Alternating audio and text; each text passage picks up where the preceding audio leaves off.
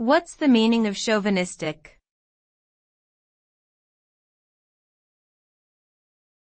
Chauvinistic.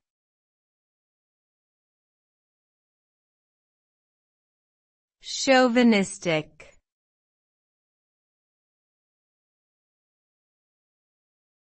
Chauvinistic.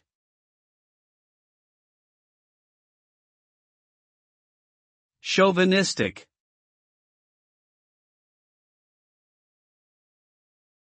The term chauvinistic refers to an attitude of superiority or excessive patriotism towards one's own group, often accompanied by prejudice against other groups. It is characterized by an overly aggressive or boastful stance, as well as a dismissive attitude toward alternative perspectives or worldviews.